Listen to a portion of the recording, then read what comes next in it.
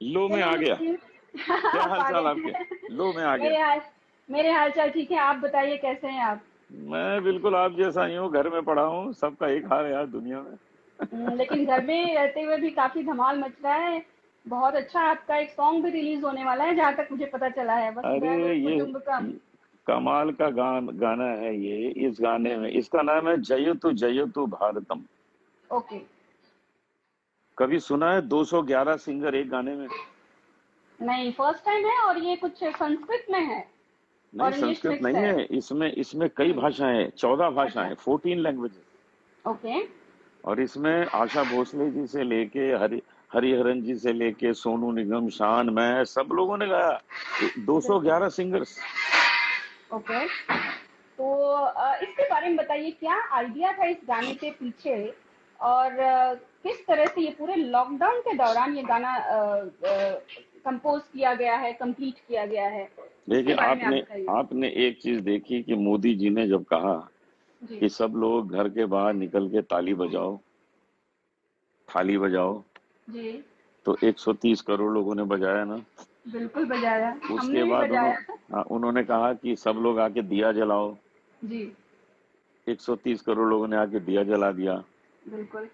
बिल्कुल। हम बताना चाहते हैं कि हम सिंगर्स भी मिलके सब कर सकते हैं काम। हम लोगों में कोई भेदभाव नहीं है।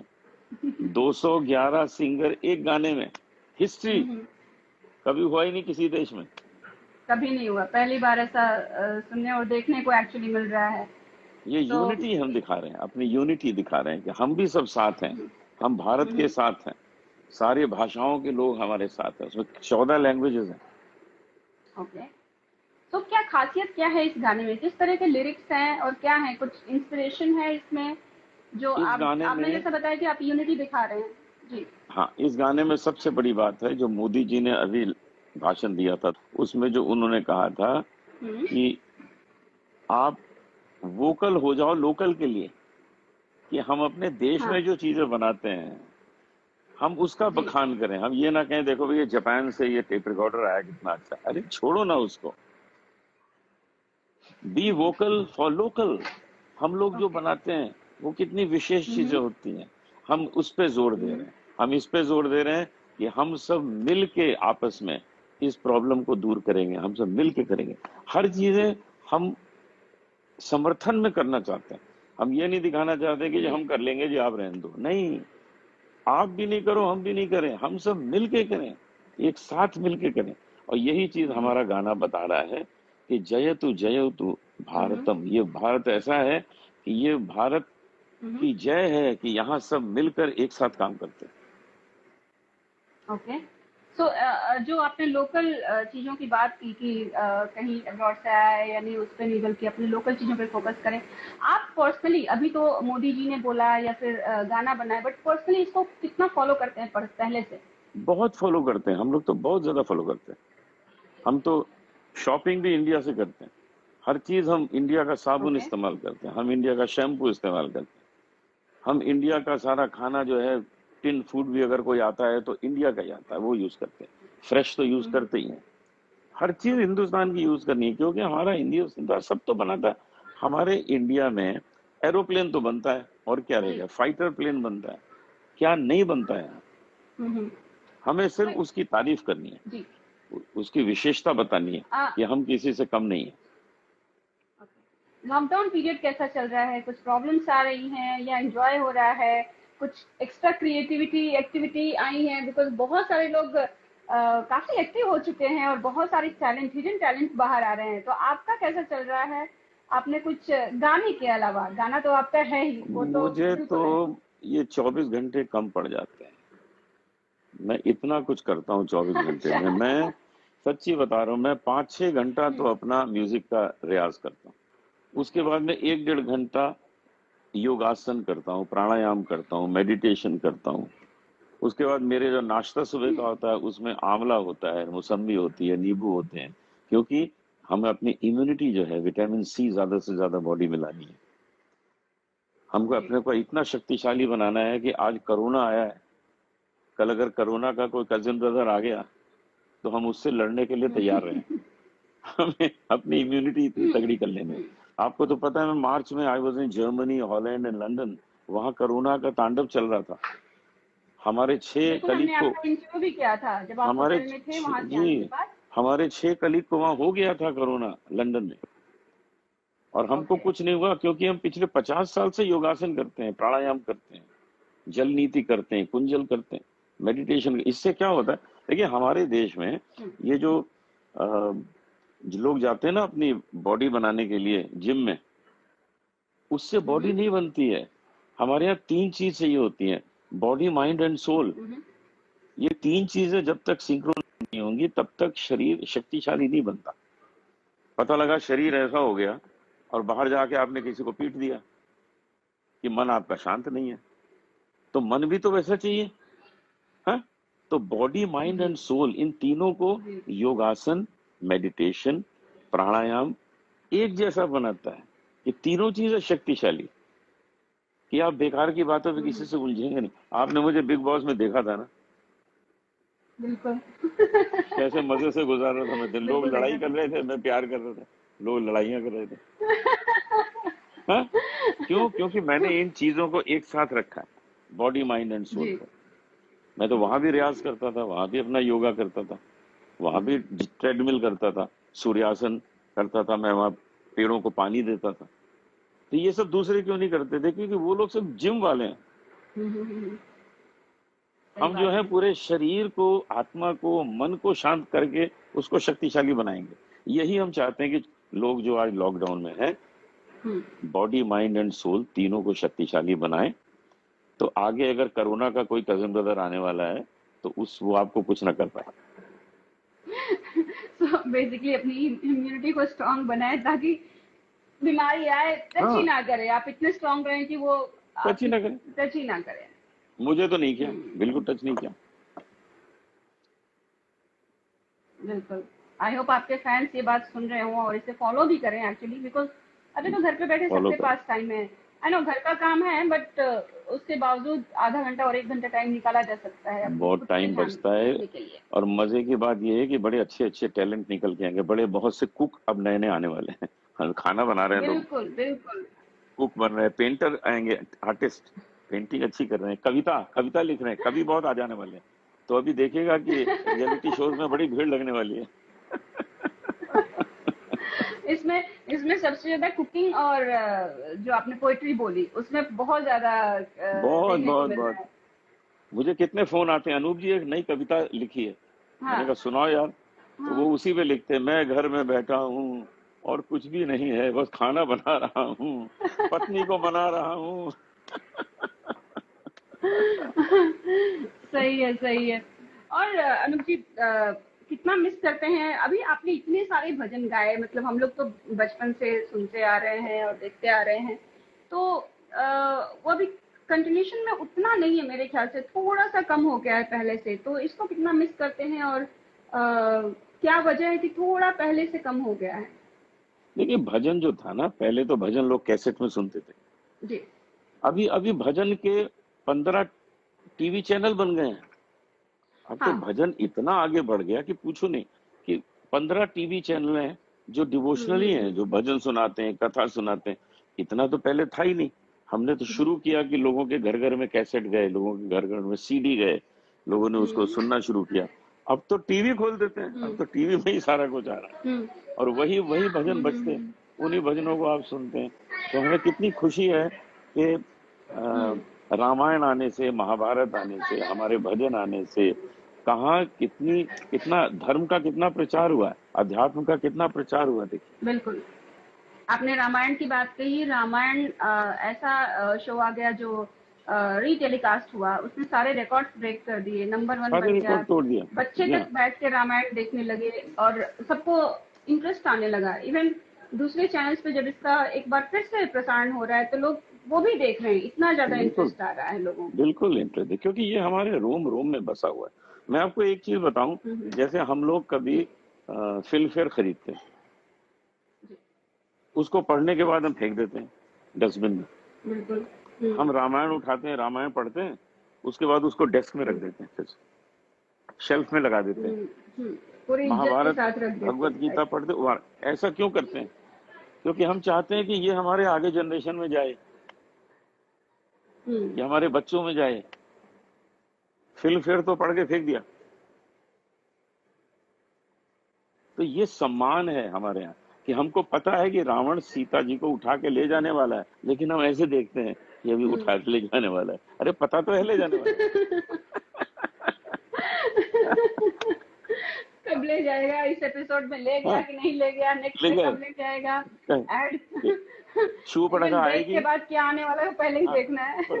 शू पड़का आएगी और लक्ष्मण उसकी नाक काटेंगे, पता है, लेकिन देख रहे हैं ऐसे, फिर ताली बजा रहे, वाह वाह वाह। ये है हमारे देश की तो संस्कृति कि रोम रोम में हम जी, जुड़े हुए हैं इन चीजों से। तो आपने देखा, चांस मिला रामायण या महाभारत देखने का, हाँ, मैंने जो सुबह अभी शाम अभी दोनों देखता टेलीकास्ट था। हुआ है? हाँ भाई, अरुण गोविल मेरे परम मित्र, उनकी अच्छा। जो वाइफ है लेखा, उनको मैं सीता जी कहता हूँ। मैं उनको कहता हूँ आप असली सीता जी हो। वो बहुत हंसती है, मैं उनको फोन में कहता हूँ सीता जी कैसी हो, खूब हंसती है। तो ये हाँ, हमारे परम मित्रों हाँ, में से हैं तब से। उसके भी पहले, रामायण के पहले से एक फिल्म अच्छा अच्छा बनी अच्छा। थी प्यार का सावन। उस अच्छा। फिल्म में मैं और अरुण गोविल हीरो थे, दो, ओह, और देवश्री रॉय और साधना सिंह हीरोइन थी।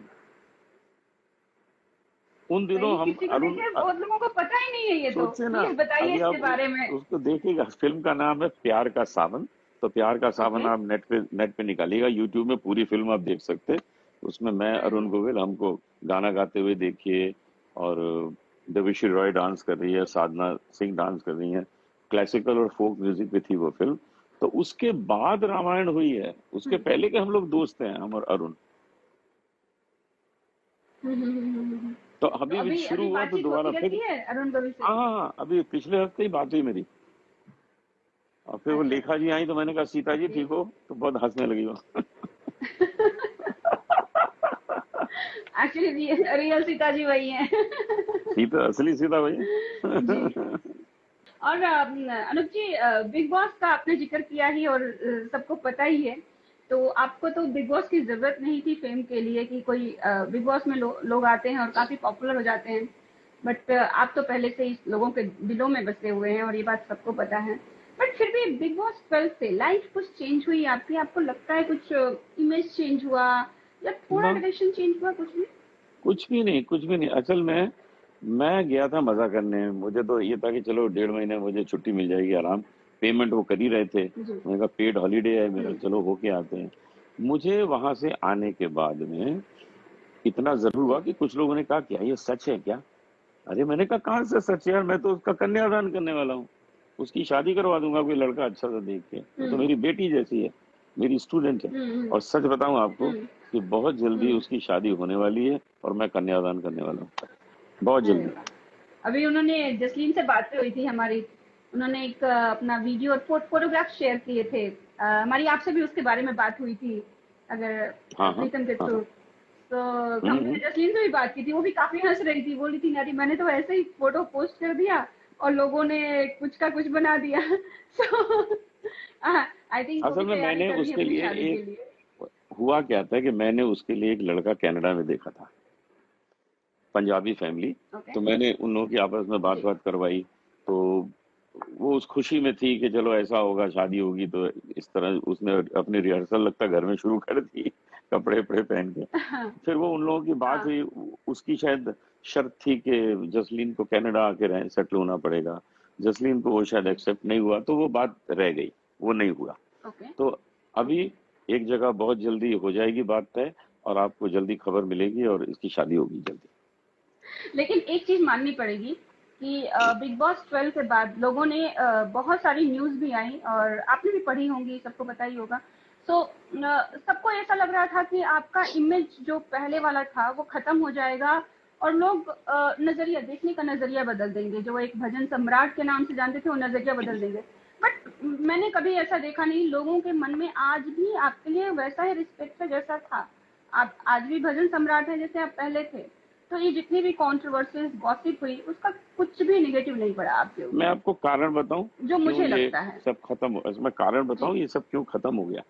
क्योंकि किसी ने मुझे जी जी जी। जसलीन हम्म के साथ कहीं देखा ही नहीं। ना उन्होंने पहले देखा था कहीं पिक्चर देखने जा रहे हैं या कहीं रेस्टोरेंट में बैठ के खाना खा रहे हैं जी या जी किसी पार्टी में, किसी ने देखा ही नहीं, ना बाद में देखा। तो लोगों को लगा ये तो बिग बॉस के अंदर तक की स्टोरी है, उसके बाहर तक की तो है ही नहीं। हम्म भाई बाहर देखो तो होता है ना कि हाँ भी कुछ है, बाहर तो इनको देखा ही नहीं कभी। जी बल्कि बिग बॉस खत्म जी करके जब मैं घर आया तो सबसे पहले मैं अपनी माँ को मिला। तो मेरी माँ ने मुझे पूछा कि ये जसलीन कौन है। हमारे यहाँ किसी को पता ही नहीं था, किसी को नहीं पता था कौन है। हम तो किसी को चले ना, गए, हमें भी चलो। नहीं पता था, मुझे लगता है। हाँ, किसी हाँ, को नहीं पता था। बट यार अच्छा तो बस हो एक्सपीरियंस था गया। बिग बॉस का भी एक। अच्छा एक्सपीरियंस है भैया, भी अब देखा है बिग बॉस क्या होता है, देखा है।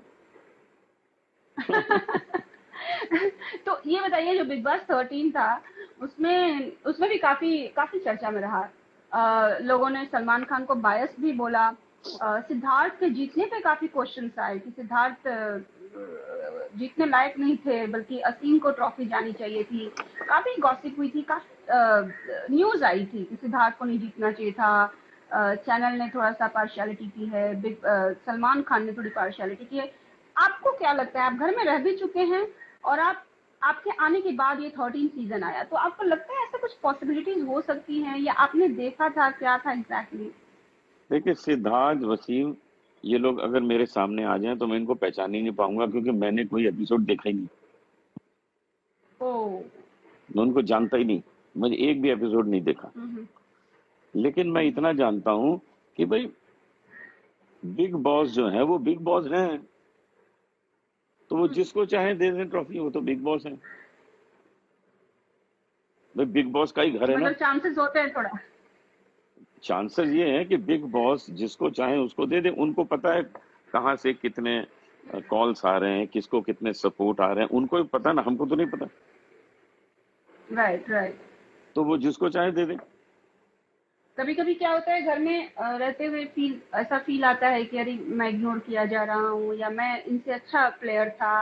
या फिर जो बाहर फैंस होते हैं, फ्रेंड्स होते हैं, उनको भी ऐसा लगता है कि जैसे एन एग्जाम्पल कि सिद्धार्थ से ज्यादा असीम अच्छा प्लेयर था, या कोई और था। तो इस तरह की चीजें मन में आती रहती हैं।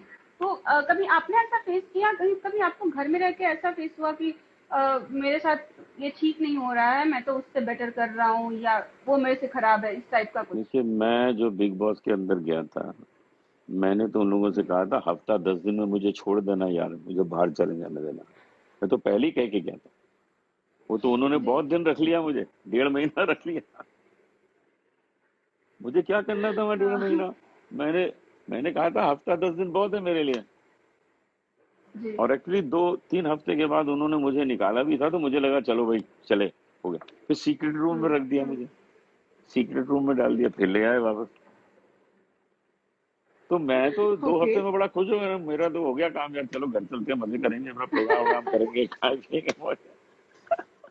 नहीं, लेकिन बिग बॉस 12 जो था वो आपकी वजह से और जसलीन की वजह से काफी चर्चा में रहा।